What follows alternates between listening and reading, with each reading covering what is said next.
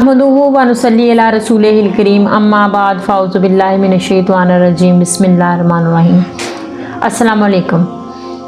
आज का हमारा टॉपिक ख़ुदकुशी के बारे में है।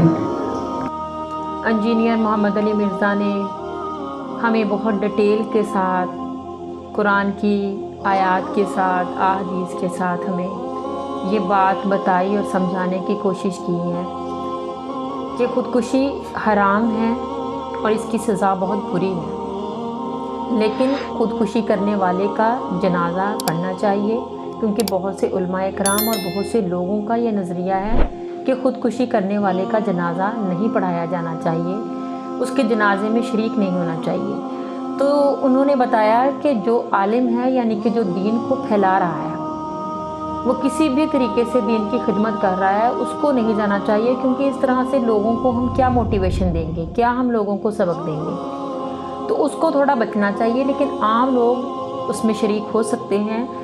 तो जहाँ पर सहाबा किराम ने जनाज़ा पढ़ाया, वहाँ पर हमको भी ये चाहिए कि हम ख़ुदकुशी करने वाले का जनाज़ा ज़रूर पढ़ाएं, उसमें शरीक हों, क्योंकि कुछ भी है वो मुसलमान तो है, बाकी उसका और ख़ुदा का मामला है।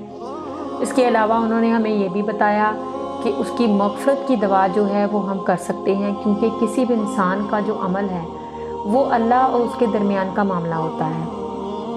अल्लाह पाक उसको सज़ा देगा या अपनी रहमत से उसको बख्श देगा, ये तो उसकी रहमत है। लेकिन हम ये कौन होते हैं ये कहने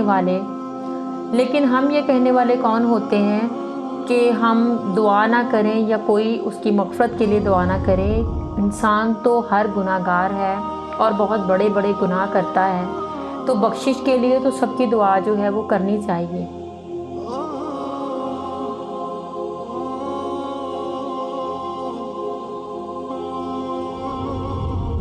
तो ख़ुदकुशी करने वाले के लिए मग़फ़िरत की दुआ जो है वो भी करनी चाहिए। और इसके अलावा हमें ये भी देखना चाहिए कि अगर उसने इस तरह का अमल किया है तो उसके लिए हम कोई सदका, कोई खैरात उसके असाले सवाब के लिए भी दे सकते हैं, ताकि अल्लाह पाक उसके अज़ाब में कमी फ़रमाए। वो बख्शने वाला है, मेहरबान है, रहीम है, रहमान है। उससे हम हमेशा अच्छे की तवक्को रखें, ताकि वो हमारे साथ वही मामला करे जिसकी हम उससे तवक्को रखते हैं, क्योंकि अल्लाह पाक का इरशाद है कि मेरा बंदा मुझसे जिस तरह का गुमान करता है, मैं उसके साथ उसी तरह का मामला करता हूँ। तो अल्लाह पाक हमें ये तौफ़ीक दे कि हम उसके रास्ते पर चलें। अल्लाह पाक हमें तौफ़ीक दे कि हम शैतान के इस वार से बचें, क्योंकि ये शैतान का बहुत बड़ा वार होता है कि वो इंसान को इस कदर बहका देता है कि वो अपनी ही जान को ख़त्म कर लेता है। तो अपने ईमान को मजबूती दें, नमाज के साथ, कुरान के साथ और हदीस के साथ। कुरान को पढ़ें, उस पर अमल करें, अपनी नीयत को साफ़ रखें, अल्लाह पर यकीन रखें कि वो बेहतर करने वाला है। और अगर हम पर कोई मुसीबत परेशानी आती है तो उसमें यकीनन उसकी कोई ना कोई हिकमत है, और हम हिकमत से खाली हैं और वो हिकमत वाला है, उसे हर चीज़ का इल्म है।